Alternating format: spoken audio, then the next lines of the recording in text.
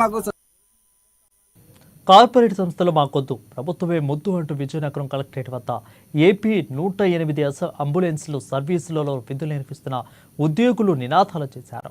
గత 19 సంవత్సరాల నుండి 108 వ్యవస్థలో ఉద్యోగం చేస్తున్నామని అన్నారు. సర్వీస్ ప్రొవైడర్లు మారినప్పుడల్లా కొత్త విధానాలు అప్పజెప్పకుండా ప్రభుత్వమే నేరుగా నిర్వహించాలని కోరారు. ఇక ప్రైవేటు ప్రొవైడర్లకు ఇవ్వడం వలన ప్రజాధనం వృధా అవుతుందని చెప్పుకొచ్చారు.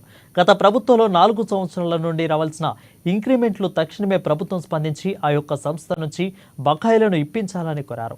రాష్ట్రమంతటా 25 నుంచి సమ్మెకి దిగడానికి సిద్ధంగా ఉన్నామని అన్నారు.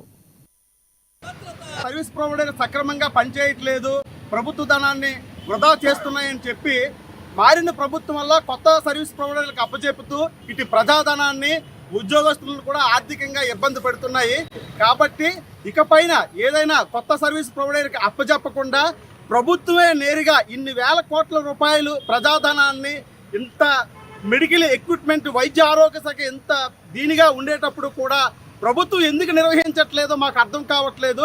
ఇటు ప్రజాధనాన్ని 108లో పనిచేస్తున్నటువంటి ఉద్యోగస్తులతో భవిష్యత్తుని దృష్టిలో పెట్టుకొని 108 సర్వీస్ని ప్రైవేట్ సర్వీస్ ప్రొవైడర్లకు అప్పచెప్పకుండా ప్రభుత్వమే నిర్వహించాలనేది మాది ప్రధానమైనటువంటి డిమాండ్.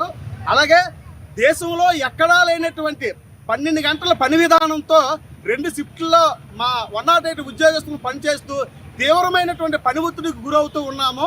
కాబట్టి వైద్య ఆరోగ్య శాఖలో అమలవుతున్నటువంటి 3 షిఫ్ట్ల విధానం అంటే రోజుకి 8 గంటల పని విధానాన్ని ఖచ్చితంగా అమలు చేయాలి. అలాగే మాకు రావాల్సినటువంటి ఏవైతే అరవిందో సంస్థ దగ్గర మా ఉన్నటువంటి ప్రావిడెంట్ ఫండ్ కానీ, ఈఎల్ఎల్ కానీ, పిఎల్ఎల్ కానీ, బకాయిలు ఉన్నటువంటి జీతభత్యాలు కానీ, అలాగే గత 4 సంవత్సరాల నుంచి